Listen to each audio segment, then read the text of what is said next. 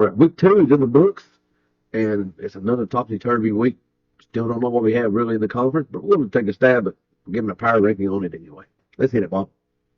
Wherever you listen throughout the world, it's football time in Tennessee.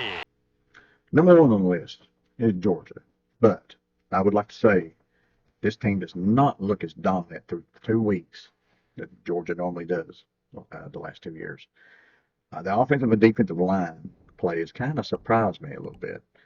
Been weaker than expected, that's for sure. It has. Their competition of play has been weaker than Tennessee's, in my opinion.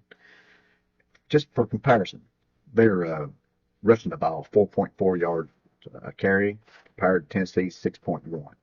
Quite a bit of difference there.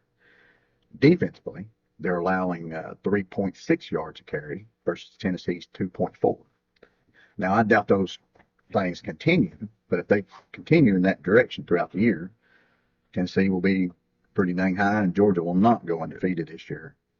So well, Georgia definitely has an issue comparatively speaking to the last 2 years, but they still come in number 1 in this ranking, though. Yeah, they deserve it at this point. We'll see. I'm not saying they're weak, but Georgia, I don't think they're the chink in the armor. Yeah. Now, do they have the talent to get it fixed? Absolutely, but we'll see. Number 2, LSU. LSU Tigers. Well, they did exactly what they were supposed to do this weekend, which is why they vaulted up the list over some teams that didn't do exactly what they were supposed to do this week. Mm-hmm. They killed their opponent 72-3 or something like that. It was ugly, exactly the way it should have been. So they bounced back from that opening weekend loss to FSU to shoot back up to number 2 in the rankings. Number 3 is Alabama. And, Tim, we talked about Alabama, that big offensive line, how they was going to, they've been saying they were going to play some smash mouth, push people around. Well, they didn't seem to push Texas around very well. And they got kind of pushed around. And when you got an offensive line that weighs on average like 332 pounds, then you better be concerned about pass rush, especially when you give up 5 sacks to Texas. Yeah. Actually, we got a 3-way tie there at that spot. And the Tide is tied with Tennessee and Ole Miss, but let's jump into Tennessee first on that, Bob, because they look good. Yeah, they do. Yeah, except for this last weekend. But Tennessee, man, I tell you what, if we could just give the overall team looks good, in my opinion. Defense looks good. Running game looks good. We've got to get the passing game fixed, and that is probably responsible as offensive line, receivers, and quarterback. We just need to get all 3 pieces together to make sure this thing gets clicking. We got a great opportunity in front of us if we can get our passing game clicking. I'm hoping one thing that helps back a little bit, we had a scrimmage or so that we held out all of our starting wide receivers. So maybe we're a little bit behind there, I'm hoping. Yeah, because we could have been also limiting them during the entire fall practice, not just one day.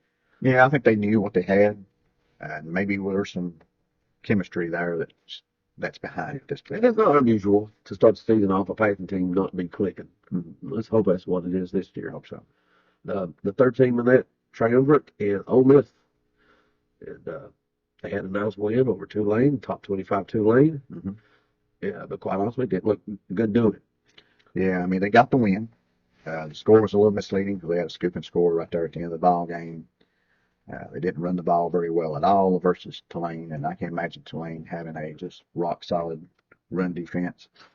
So I would be a little bit concerned if I was an Ole Miss fan by that part, but, they're undefeated at this point. They've played decent competition, beating a top 25 team, and I'll give them credit for that.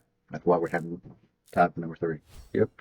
Number 6 down here is Texas A&M, and offensively, they look to be improved, Bob. I do think so. I think their passing game's better, running game's probably better, but that young talent on the defense does not seem to have made that next step. So, no, they could still yet, but they've taken a little step back for me this week.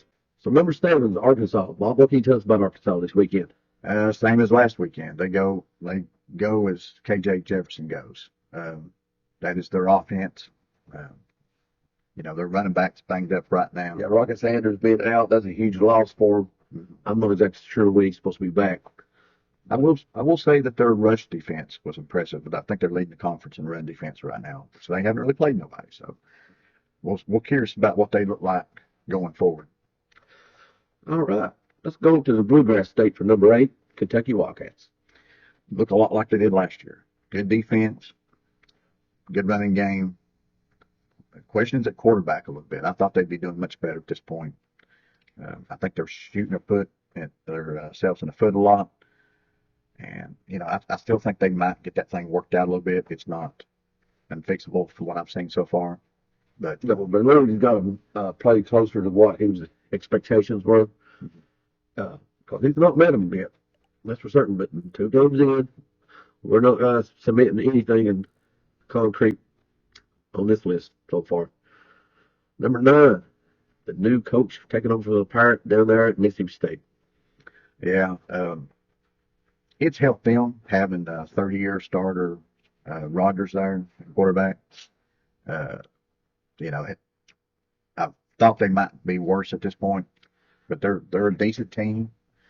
I really don't know where they'll finish at on this thing, Tim. Well, there's that's up in the air. But before I forget, 2 things. We hope to be able to be broadcasting from Florida in our next episode down in Gainesville. Now, it will not be a live episode the day of the game, but the day before, possibly Thursday, we hope to be from Gainesville, Bob. So I hope you guys can join us for that special episode. Yeah. And give us a like, subscribe, and hit that notification bell if you like Tennessee football, which we all do. Oh, yeah. Let's talk it up a little bit. So that leads us right into number 10, Florida. Florida games. They bumped up for us this week, Bob. Yeah, defense looks pretty good. I mean, I've been kind of checking them out a little bit. The run defense looks good. Just overall, defensively, they've been very good. If you just take away that first pass that they had against Utah, statistically, they looked very good, as I said before. Yeah, I think it's been good. Goodly amount of times. But the offense, I'm still not sold on them. Their quarterback, It's playing better than expected, to be honest. yeah, he's completely high percentage. The running game, though, has been kind of forgotten, Yeah, offensive line's not played very well, so which is odd considering those 2 running backs are quality guys. they are. Johnson and ETN, everybody in the conference, no one would turn those guys away. We'll see. We'll talk a little bit more about them here in a couple days. Number 11, tied for number 11, Tied for 11. is Missouri. Yeah, it's kind of the same way what we think about them so for the year so far. I mean, their defense is going to be good. Their offense is still a question mark 2 weeks into the season. Had a lackluster win, I guess, mid Tennessee. Yeah, when you barely beat Middle Tennessee State, you've got concerns. The other team tied number 11 is Auburn, Tim. Yeah, they went out on the West Coast, started the game at 11 o'clock at night, which is a lot to ask. They have to win. That's tough. It is tough. They took the win, but honestly, like a couple of other teams would win this past week, they look like crap doing it. Mm-hmm. They did. When you play a team on the West Coast at that time of night, when you've watched like betting stuff, it's hard to do. So you just, as a team going from here to there, just take the W. Yeah, be happy. And that's what they did. They just barely squeaked out a W. Number 13, South Carolina. Here's a team, Bob, that could really make some moves up because of the quarterback play they're getting right now. Rattler should probably be leading the country in the Heisman voting. I mean, right now, that's who I was probably putting. He's playing out of his mind right now. I mean, he looks really good. Only problem is, South Carolina's got major problems on the offensive and defensive line. Now they got some injuries and some guys coming back at some point. Hopefully not before they play us, because right now their line play, that I just can't put them very high. Yeah, that's what's holding them back. Every team in the conference seems to have some line play issues, but they've got issues on both sides of the ball. Yeah, especially that offensive line, man. Really bad. And speaking of really bad, hey, baby. Yeah, yeah. Pulling up that spot, I guess we could probably put that in permanent. Yeah, indelible marker there. Yeah. No, so essentially, Vandy showed improvement last year, and they very well could show a little bit more this year. Mm-hmm. But right now, they've showed us nothing outside of being, they're not giving us no reason to move them up the list yet. So, well, on that note, guys, hope to see you guys from Gainesville, Florida, And see y'all in a couple days. Go Big Orange. Go Vols.